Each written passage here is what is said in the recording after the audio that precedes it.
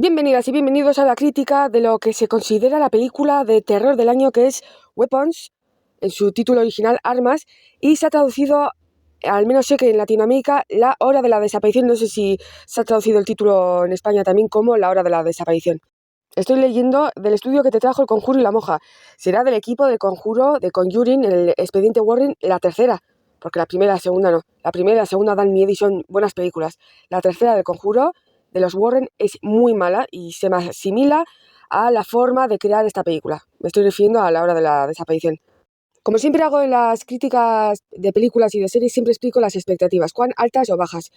Y respecto a esta película empezaron siendo muy altas, ya que vi el cartelón en una marquesina de la guagua, del autobús, y pensé, pues tiene buena pinta, me recuerda a la serie La Dimensión Desconocida, que en inglés se titula The Twilight Zone, esa serie que empezó en los 50, por cierto os la recomiendo a los y amantes del terror, del misterio, os la recomiendo muchísimo. Y tenía expectativas bastante altas. Pero luego un amigo, que normalmente coincidimos en el cine, gustos cinematográficos 70-80%, fue a verla el día de su estreno, y no me ha gustado nada, bla, bla, bla, bla, pero bueno, yo tengo mi criterio propio. Y en el caso de este director, por ejemplo, a mi amigo le gustó bastante Barbarian, y a mí no me gustó, que Barbarian se tituló como Bárbaro en Latinoamérica. Por cierto, he de decir que este director tiene ahí, como dice la chavalada, mami issues, problemas de madre, complejo edípico, tiene algún complejo, algún trauma con la figura maternal. Está clarísimo.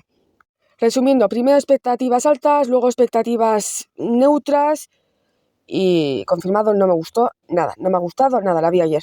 Uno de los subgéneros en el que meten a esta película es humor negro. Y yo no sé si estas películas son experimentos sociales. Hubo a veces en el cine que la gente se reía cuando los padres estaban apuñalando la cara con los tenedores. Había sobre todo, iba a decir una pava, no quiero utilizar lenguaje de mi juventud, había una mujer en sus 20, 2 filas delante de mí, se estaba riendo todo el rato en escenas gore. Se rió en esa escena donde el profesor o el director del colegio es atropellado y luego en la escena siguiente se ve el cerebro salido, toda la cabeza destrozada. Y se me salió del alma. Dije en alto, ahora ríete, ahora ¿por qué no te ríes? Además lo dije así en inglés. ¿Por qué no te ríes ahora? Se quedó en silencio el cine. Yo creo que estas películas son experimentos sociales para medir cuán sociópata es la sociedad. No es humor negro, no tiene gracia, y yo soy fan del humor negro, no tenían gracia. La gente riéndose, por ejemplo, en las escenas de, yo os creo, el hombre que, drogodependiente, por no decir otra cosa.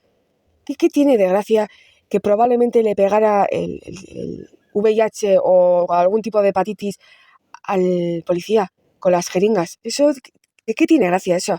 Que por cierto, el que hace de drogodependiente es Ethan, de Euphoria. No entiendo, no entiendo. Esto también lo dijo mi amigo, me ha dado permiso para darle crédito.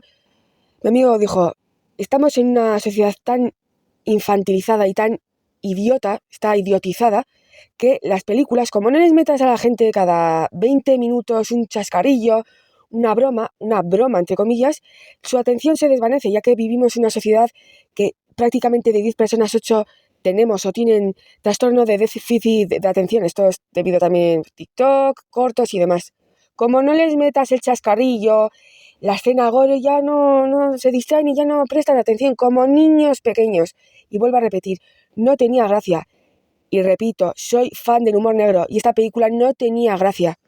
Luego, ese recurso manido de las historias cruzadas en in media res, eso hace 40 años, 30 años con Pulp Fiction, estaba bien, era un recurso relativamente nuevo, ahora ya no.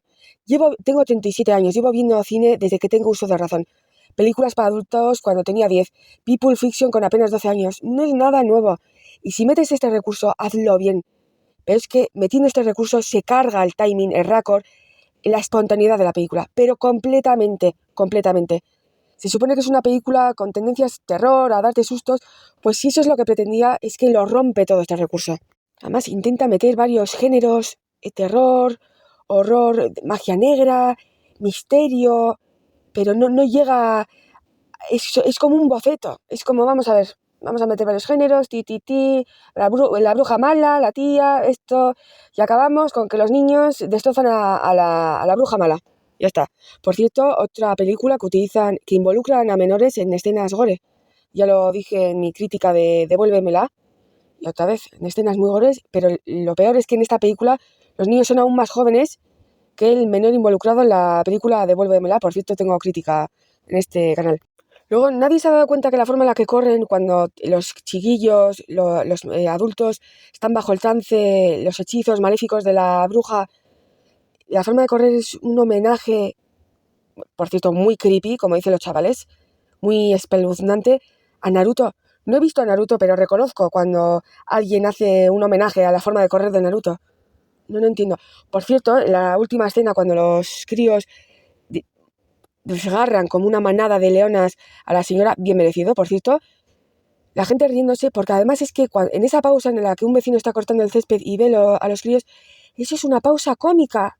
Eso es una pausa cómica. ¡Ay, qué gracioso! ¡Qué gracioso! ¡Ja, ja, ja, ja, ja! Además es que la gente, si le dicen que odian algo, pues habrá que odiar. Si les dicen que les gusta algo, yo creo que es lo que está pasando con esta película. ¡Ay, sí, pues es buenísima! Además es que mete unos chascarrillos, mete unas pausas cómicas súper graciosas. Pero ¿por qué es gracioso? Dime. Pues ¿por qué es gracioso? ¿Pero por qué? No te lo saben justificar. Se nota que el éxito de esta película está siendo no orgánico. No orgánico. Las críticas están compradísimas. No os fiéis nunca de críticas profesionales. Normalmente están compradas. Y la gente no tiene criterio propio, no tiene poder de análisis y de crítica, pensamiento crítico. Vuelvo a repetir, si les dicen que la película es buena, bueno, pues será buena, pero ¿por qué? ¿Por qué te ha parecido buena? Pues porque sí, ¿no? Pues porque me ha gustado. Ya, pero eso es algo subjetivo. ¿Por qué te ha gustado? Pues porque es muy buena. Falacia de decir... Esto es una falacia cinematográfica. Es buena porque me gusta la película. No. Es buena porque da motivos. Yo reconozco que me gustan películas que no son buenas. La primera media hora, 40 minutos estaba bien. Además, pensé, la profesora, están jugando, en el caso de la profesora, con la presunción de inocencia. Fijaos cómo ya le echaba la culpa a la profesora, una bruja, bla, bla, bla, bla, bla, bla, bla. Luego, distintos personajes, la profesora, el policía, muy arquetípicos. La profesora, el policía, el drogodependiente, los padres, los niños. Yo pensaba, pues esto tendría una simbología. Que no toda película de terror tiene que tener una simbología, pero es que tampoco. No viene a nada meter a los personajes del policía y del drogodependiente. Nada, no aportan nada. Muchos dirán, pero las escenas del drogodependiente son muy graciosas. Para ti, para mí no. Es un chaval de apenas 26, 27 años que está en la calle, que literalmente tenía que robar a chiquillos para pagarse el chute del día. ¿Eso es gracioso? Muy gracioso. Pues vaya sentido del humor. Reírse de las desgracias ajenas. No sé. Lo he dicho, la primera media hora estaba bien. Además también utilizan elementos de Twin Peaks, lo onírico. Vemos como el personaje de Josh Brolin sueña. Y ya me di cuenta que cuando sueña ve un arma gigante con el 2.17, que el 2.17 hace alusión a la Biblia. Por cierto, también metida ahí, pues venga, 2.17, pues una alusión a la Biblia, pues porque sí, porque me salió de ahí.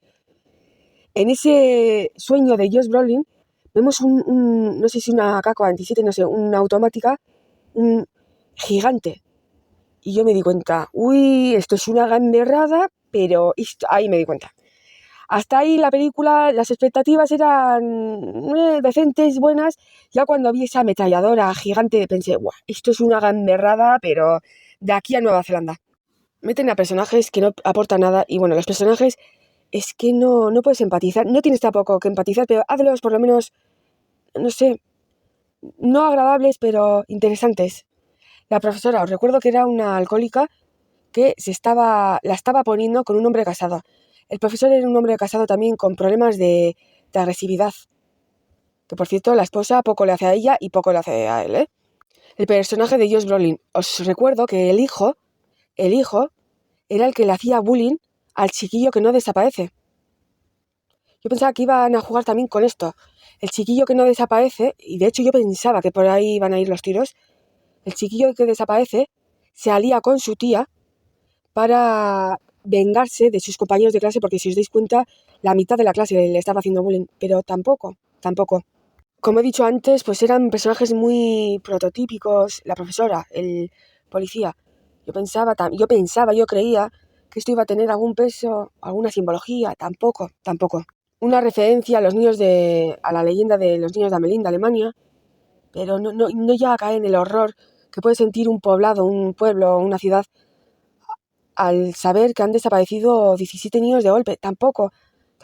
Solo se nos muestra la angustia de 3 padres, ya está. Y bueno, en la reunión de más de los padres, pero no se centra tampoco en eso. No se centra tampoco en cómo le estaban prácticamente condenando al ostracismo a la profesora. Tampoco. El policía, ¿por qué se nos añade el papel del policía para luego no desarrollarse? No entiendo nada. Si decís que esta película es una crítica a los miles y miles y miles y miles de niños desaparecidos en Estados Unidos, mirad las estadísticas, no sé si al año, no sé si son más de 300.000 niños, nos lo podrían haber metido, el motivo, tampoco. En vez de esas historias cruzadas, ¿por qué no crear una película de investigación misterio donde poco a poco, por ejemplo, los protagonistas se van volviendo cada vez más locos? Porque, por ejemplo, la profesora está viendo que va a perder su trabajo, le odian en el pueblo, y el padre está viendo cómo no va a recuperar a su hijo. Al final tienen ese encuentro final, en plan videojuego, en el último ya nivel, con la mega bruja, se enfrentan a ella y no pueden con ella, por ejemplo.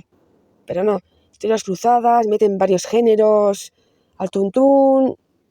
¿Por qué el misterio, por ejemplo, no nos lo dejan hasta el final? Si sabía que algo pasaba, algo chungo, algo depravado pasaba en la casa de ese niño que no había desaparecido. Y nos lo resuelven ya en el minuto 40, 50. Pero juega un poco con eso. Juega o haz ver que también que la señora tiene pinta rara, pero al final no era rara. No, tampoco. Luego, por cierto, hay un fallo de guión que he estado leyendo críticas, no se han ni parado a pensar. Han visto que ya la película tiene un 8, 9,5 de media. No, pero tiene un 7, por ejemplo, en Film Affinity, en IMDb tiene un 8. No se han parado a pensar en este fallo de guión, pero fallo, y os lo explico. Vamos a ver, la supuesta tía, que yo creo que ni era tía. Eso de, es que hace 15 años que no te vemos, probablemente la señora, la bruja, el ser demoníaco había probablemente suplantado a la verdadera tía de la madre del chiquillo que no desaparece. Es que no me acuerdo de su nombre. Claro, no había estado ni la boda del matrimonio, no la ven desde hace 15 años. ¿Cómo sabes tú que esa es tu tía? Bueno, da igual. Ya desde el primer día, la tía le tiene bajo ese conjuro a los padres para recuperarse porque estaba muy enferma. Esto también es una crítica a cómo personas que hacen este tipo de rituales no pueden darle esquinazo a la enfermedad ni a la muerte. Quiero pensar que ese es el mensaje. Bueno, pues desde el primer día, este ente tiene bajo ese conjuro a los padres del chiquillo. Pasan, no sabemos si los días o las semanas, y ya se da cuenta que no es suficiente, que sigue enferma. Y entonces el chiquillo le dice, ¿serviría con mis compañeros de clase? Claro, esto lo hace para salvar a sus padres. Y el ser demoníaco dice, podría ser. Y al cabo de 1 o 2 semanas, los chiquillos desaparecen. Vamos a ver, ¿nadie investiga la desaparición de los padres del chiquillo que no desaparece? Luego, cuando desaparecen los 17 niños, sí, viene la policía y la tía dice que al padre del chiquillo le ha dado un ictus. Ya bueno, ¿y la madre dónde está? Y vuelvo a repetir, en ese tiempo cronológico, desde que llega la tía hasta que desaparecen los chiquillos, los padres del niño protagonista desaparecen, no van al trabajo. Esto nadie lo investiga. ¿Veis cómo no está bien escrita la película? Es que no está bien escrita. Es que ni se empeñó el director, que también es el guionista, dijo, es que me la van a elevar, va a tener éxito. Es que ni me empeño en redactarla bien, en justificarla bien. Y de hecho a mí me da la sensación que no dar tampoco tantos datos sobre la tía, estos rituales, me da la sensación que es una excusa para crear un universo o una precuela. La tía de joven y vemos a una actriz en sus 20-30 haciendo de tía con el pelo naranja. Es que lo estoy viendo desde ya, porque encima está teniendo la película éxito. El director, las productoras sabían que iba a tener éxito y era un pretexto pues para hacer la precuela y todo. Así es que lo estoy viendo desde ya. Luego los personajes también pensaba pues que sí, no son personas perfectas, pero no se merecen eso, pero es que tampoco. No sé cuál es el motivo de la película. Luego, vale, si me adentro dentro del género pues misterio, terror, ni misterio ni terror. En ningún momento, al menos a mí, me da terror. Además, sí puedes sentir cierta catarsis cuando los niños destrozan al demonio este, pero fijaos que para mí hubiese quedado mejor que ella hubiese huido con el chiquillo. Por ejemplo, un final completamente anticlimático y hubiese dado, pues, pie a una segunda parte y una precuela. Como he dicho antes, juega con el onirismo. Pues si juegas con el onirismo, llévalo al extremo. Se empiezan a volver los protagonistas locos porque empiezan a soñar con los niños, porque os recuerdo que en un poblado pequeño una bruja muy poderosa estaba haciendo conjuros. Eso tiene que tener algún efecto dentro de estos universos cinematográficos de terror. Juega con ello. Juega también con la posibilidad de que, en caso de la profesora, no es una narradora fiable ya que es alcohólica. Tiene ensoñaciones. Ella intenta investigar también. ¿Os dais cuenta que llega un momento de la película que tanto la profesora como Josh Brolin investigan? Ahí nos meten también género de investigación que tampoco no va a ningún lado. ¿Veis cómo es un desastre? Es una amalgama de varios géneros y con un final que quieren hacernos ver que es un super finalazo. Con lo fácil que se hubiese hecho. Desaparecen los niños, os digo, pues creas a dos personajes bien escritos. Una profesora alcohólica que la está poniendo con un hombre casado, tiene sus fallos, pero no es una mala mujer. Se alía con el que supuestamente era su enemigo, Josh Brolin, que era el que la había escrito bruja, pero le salva la vida cuando el director, bajo ese trance, intenta matar a la profesora. Salían, empiezan a investigar, pero durante el transcurso de la investigación tienen ensoñaciones y nos hace ver el director y los guionistas que ni ella ni él son narradores fiables. Y al final vemos que se unen a la bruja o lo que sea. Fijaos que se podía haber hecho una película decente y de miedo, de investigación, de misterio de verdad. Pues nada. Además, no es por decir nada, personalmente los personajes infumables. Una tía, ya os digo, profesora que no se notaba que no estaba moviendo la cabeza. Antes de la desaparición de los niños, Josh Brolin lo dice. Esta chica es problemática. Le pillaron conduciendo ebria, borracha. Luego metió a un menor en su casa. Otra de las cosas, esto lo comenté yo en mi crítica de la tercera temporada de True Detective, qué manía los estadounidenses, y yo creo que esto lo hacen aposta, con glamorizar eso de beber y luego conducir. Que no, que eso mata a esa persona. Que si bebes y conduces y te matas tú sola, vale, pero es que normalmente matan a los demás y el conductor borracho o borracha no sobrevive. Está normalizado eso y si os dais cuenta cuando se mete en la licorería, son encima tiendas que solo venden alcohol en medio de la carretera. Es que se nota que la persona que va a comprar alcohol va a beber mientras conduce. Esto yo creo que lo hace a posta Estados Unidos para que la gente se mate y que la población vaya hacia abajo. Es que no lo entiendo. La normalización del alcoholismo, de beber y de fumar. No lo entiendo. Y esto me da igual que el discurso sea moralista, pero lo dicho. Si bebes y conduces y te matas, mátate tú solo o sola. No mates a los demás. También mirad las estadísticas en Estados Unidos de gente borracha que ha matado a gente inocente. Mirad las estadísticas. Lo dicho, también yo pensaba que el guión iba a tirar con esa duda razonable sobre la profesora, ya que Josh Brolin llega un momento que dice, ¿habéis investigado a esta tipa? Es peligrosa. Esto lo he dicho antes. Le arrestaron por conducir ebria y metió a un alumno en su casa que, imaginad, si en vez de profesor hubiese sido profesor. Yo pensaba que iban a jugar también con esto, pero tampoco. Y ya se notaba que no estaba bien de la cabeza un papel, un carácter, nada. Josh Brolin, sí, bueno, si os dais cuenta también inicia una investigación, habla con otros padres, que uno de los padres es Justin Long, que también salió en Barbarian, otro actor que no le veo nada. Yo pensaba también que la película iba a tirar por esos derroteros de investigación, tampoco. Parece que hicieron esbozos del guión y lo dejaron, no lo pulieron y lo vamos a dejar total, que va a tener éxito la película, que está todo compradísimo, que da igual. Oye, pero esto habrá que escribir un poco mejor, que da igual, que la gente lo va a considerar una película avant-garde en cine de terror, pero habrá gente que se dé cuenta que da igual, les van a considerar locos, haters, como dicen los chavales. El personaje del policía, que tenía supuestamente problemas de agresividad, ¿qué aporta? Sí, se casa con la hija del jefe, por cierto, vaya trepa, y fíjate si ese imbécil, por cierto, era alcohólico.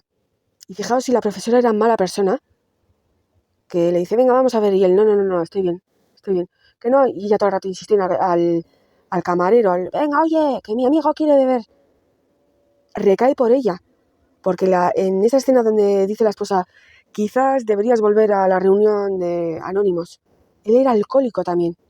Y por culpa de ella, bueno, que tampoco no le pone la botella a la boca, pero por insistencia caen ambos. Igual ella también llevaba época de sobriedad y a raíz de también el bullying que le están haciendo los padres y toda la población, bebe. Pero eso no es motivo para hacerle caer a otro exalcohólico. Alcohólico lo eres para toda la vida. A otro alcohólico. ¿La gente se ha dado cuenta de estos detalles? No eran buenas personas nadie. Yo pensaba también que poco a poco nos estaba diciendo el director que no era nadie buena persona y que era la desaparición de los niños era una especie de castigo divino, porque intuí que la hora 2:17 era una referencia a la Biblia, pero es que tampoco. Más personajes. El director, un hombre en sus 50, casado. ¿Qué aporta? Nada. La tía, sí, bueno, sí, pintoresca. ¿Esto qué nos quiere decir? Que aunque las personas vayan de colores chillones, no hay que fiarse. Pero veis cómo es que no está bien escrito la película. Los padres de Mark, el niño que no desaparece. Que por cierto, el niño se notaba que su padre favorito era el padre. Ya que cuando se empiezan a autoinfligir daño con el tenedor, al primero que para es al padre, no a la madre. Entonces aquí vemos que el director tiene unos problemas con sus propios padres, yo creo. Es niño de papá y tiene muchos problemas con mamá. Es que se nota. No voy a ver más películas de este director, pero ya os digo que se nota a la legua. Los padres de los niños, ¿qué aportan? Son daños colaterales, como diría aquel Bush, hijo, por cierto. ¿Qué aportan a la trama? Nada. Si prácticamente salen 5 minutos y están o bajo el trance o directamente poseídos en un brote animal. Que por cierto, esa imagen donde la madre saca la cabeza tras la puerta es claramente un homenaje a Jack Nicholson y El Resplandor. Hace homenaje, sí, a muchas películas, pero no... un desastre de película. El papel de drogodependiente. Además, también, cuando empezaban con las historias cruzadas, empecé a contar 1, 2, 3, no sé si fueron 7 protagonistas, 7 pecados. Cada protagonista simboliza un pecado, ya que el 2:17 probablemente sea una referencia a la Biblia, pero es que tampoco, porque el drogodependiente creo que se llamaba Josh, creo, Jason. ¿Qué aporta? ¿Eh? Las risas al telespectador medio sin... Me callo. ¿Qué aporta al guión? ¿Risas? Será para la gente que le gusta reírse de la desgracia ajena. A mí no. Conclusión.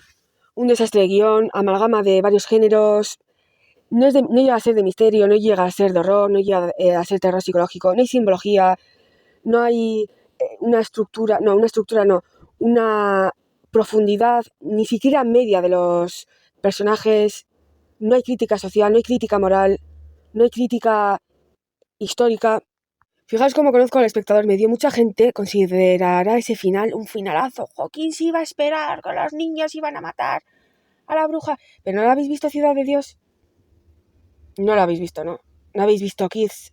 Encima son películas realistas porque están basadas en historias reales. ¿No habéis visto Los Niños del Maíz? Que se nota que es gente que no ha visto película, que no tiene base cinematográfica. Si os ha gustado ese final, si os ha parecido un finalazo, es que no habéis visto, sin ofender, no habéis visto mucho cine. Porque estaba claro, y repito, para mí un final, como he dicho antes, anticlimático y un finalazo de verdad, es que la señora se hubiese pirado y hubiese dejado a los niños así en trance, que por cierto al final nos dice el narrador, el niño, algunos volvieron del trance, otros no. Hubiese sido terrible ver, por ejemplo, a los 17 niños en trance en una institución mental. Por ejemplo, el último fotograma, a los niños en una institución mental en ese estado de catatonia. Eso sí hubiese sido un final además terrible. Pero tampoco, vaya mierda de película. Pero del orto. Hasta aquí la crítica de hoy. Muchísimas gracias por ver. No olvidéis suscribiros, darle like, si queréis. Pero sobre todo a mí lo que me interesa es vuestra opinión. Y por favor, no me pongáis solo, me ha gustado, sino argumentadme, por favor, un poco. Muchísimas gracias, cuidaos.